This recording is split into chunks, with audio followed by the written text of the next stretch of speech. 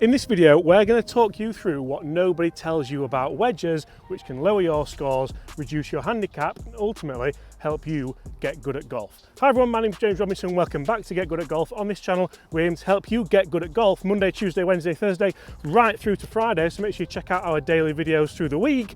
If you want more bonus content, if you want meetups in the summer when it warms up a little bit, I've got loads of layers on today. I feel like anyway, I'm fat already, but I'm a little bit fatter today. And if you want extra giveaways and bonus everything, check out our memberships guys over on Sunday Club. The link is in the description below for that. Huge thank you to everyone that has supported us so far with that. So guys, here's what nobody really tells you about wedges.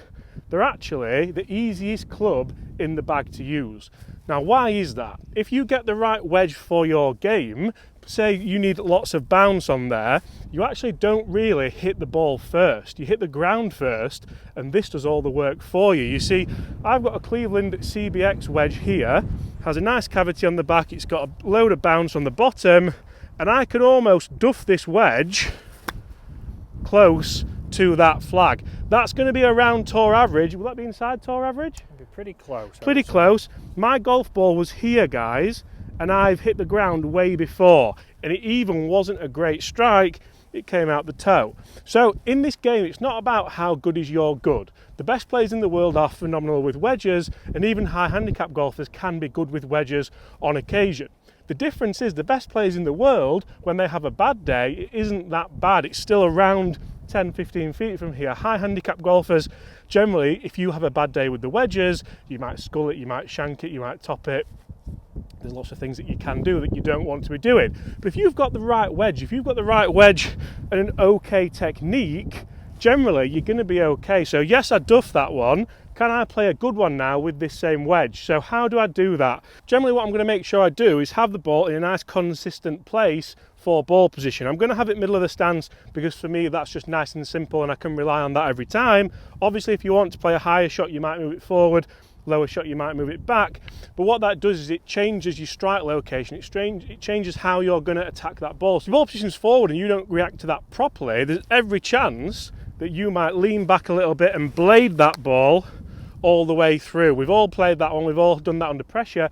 That's not what you want to do. The natural instinct there is I need to get this ball up because I have lots of loft and I want to play an aerial shot. Club it, you hit the leading edge or the blade instead of the loft, the ball doesn't get airborne, it goes far too far, you might even end up losing your ball and ruining your scorecard. So if I have the ball right in the middle of my stance here, I'm just going to have not really much shaft lean at all. A lot of people think, and this is a big misconception, I need lots of forward shaft lean with my wedges because I'm going to compress the ball down into the soil. The problem with that is, guys, we're using a 56-degree wedge here, so if I'm using a 56-degree wedge, I'm obviously thinking about playing a nice high shot. So why would I then put loads of forward shaft lean on and have about 30 degrees of loft? I might as well chip with an 8-iron, might as well chip with a 7-iron and play a bump and run. What that also does is it brings that leading edge more into play. So if I then hit the ground before the ball, cat flap, that's what happens. I'll put that back, John. But the problem with that is the ball doesn't go anywhere, you don't get the correct speed, and it's very hard to get the strike. If that ball is in the middle of your stance and we're going to use the bounce here, remember, not much forward shaft lean. All I have to do is rotate that club around my body, let the face turn on the rotation, and that bounce is going to do the job for me. So I don't really think about much here apart from turning. And you can see just how easy it was for that ball to pitch near the flag, because essentially what I've done is return the same dynamic loft every time with the same strike. If Chris comes in here, you can see the difference in those two strikes. You always want a little bit of ground interaction because that's what the bounce is there for.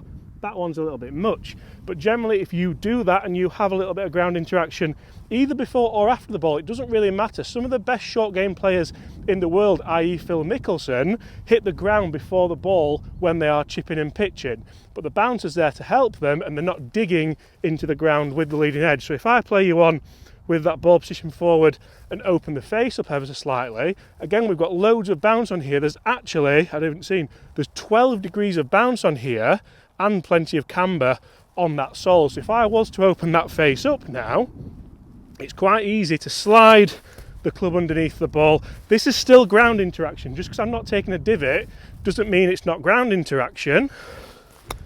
And you can see just how high that ball goes once again, it's pitching flag high because I know how much dynamic loft I'm producing there, and it's a really simple way of honing your short game to lower your handicap, reduce your scores, and generally get good at golf. Guys, now Chris is going to throw in a drill to help you practice this. Thank you so much for joining us.